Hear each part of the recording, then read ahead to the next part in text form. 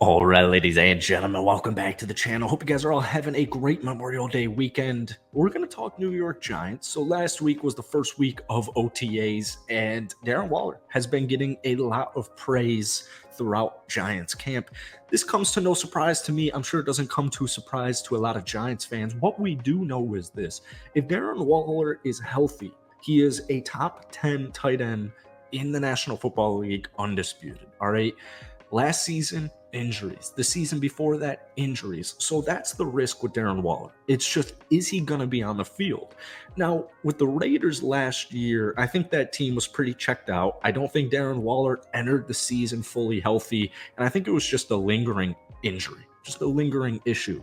So the hope and what we saw last week is Darren Waller's currently fully healthy. All right, so all aboard the Waller hype train right now. He's 30 years old.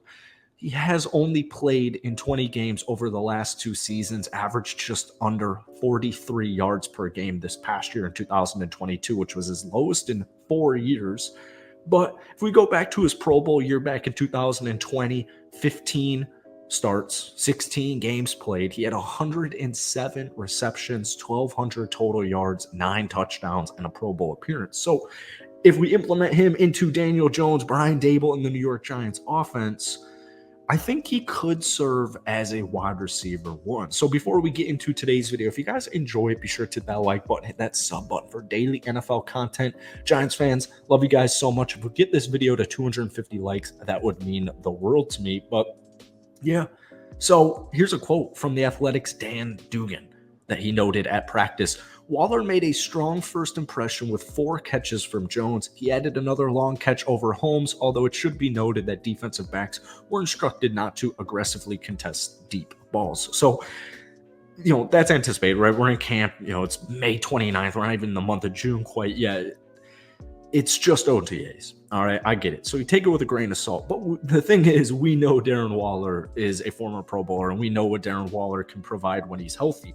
The biggest knock for the New York Giants this past offseason was that, there was actually 2. The number one thing, which we're focusing on in today's video, was they didn't get a solidified wide receiver one, right?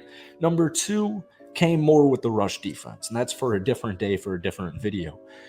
When we look at the Giants offseason as a whole, they actually did a phenomenal job. All right. They did a great job. And it should be noted, you re-signed, you extended Daniel Jones. All right. You're bringing back Saquon Barkley. So Saquon Barkley's coming back healthy.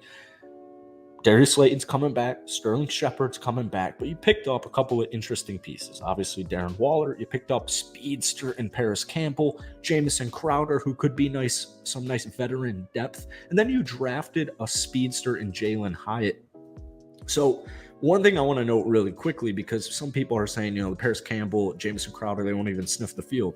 I don't think that's true. And the main reason that that's not true is because just all across the league, no wide receiver core is ever fully healthy. It's never a fully healthy group, right? It's football, it's physical football, especially by the end of the season. Having guys like Jamison Crowder and Paris Campbell, Darren Waller, it's going to make a big difference. But just having a tight end is so important. It adds a whole nother element to your offense. And I'm excited for the New York Giants to have that with Darren Waller. No disrespect, obviously, to Daniel Bellinger, because I'm excited about him too. We really saw him and Daniel Jones connection get going a little bit more so towards the end of the season. But Darren Waller's a Pro Bowler, all right? And it goes even a little bit further. Isaiah Hodgins, Wan'Dale Robinson. The Giants have, to me, plenty at the wide receiver position, all right? I do think that they were lacking a needle mover like Darren Waller. So seeing this camp news is music to my ears here.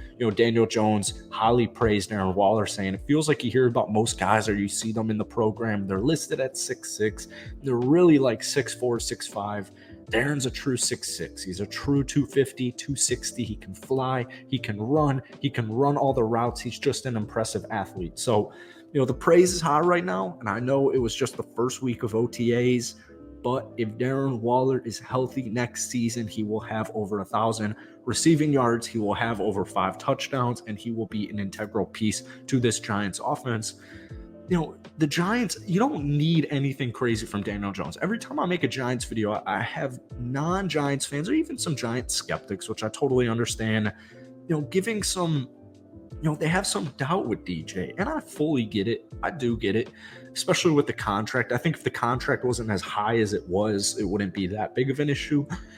Keep in mind, Brian Dable, Daniel Jones, the New York Giants, they're looking to do a couple of things. You want to dominate the time of possession. That's why you have Saquon Barkley. Saquon Barkley's coming off another phenomenal season, over 1,300 total rushing yards. He had 10 rushing touchdowns. He averaged over 80 yards per game. Daniel Jones, keep in mind, can run that football.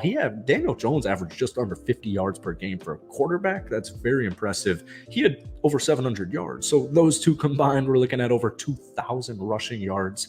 So that's big. That's going to dominate the time of possession. And also, John Michael Schmidt's great draft pick, day one starter. And Eric Gray, can't forget about Mr. Eric Gray. I think he's going to be a nice passing option next season. I don't think we're going to see like a full breakout of Eric Gray next year, but when you watch the film, if you listen to coaches, if you listen to the analysts, there really is no downside with Eric Gray. So I'm excited for him to join the Giants offensive running group.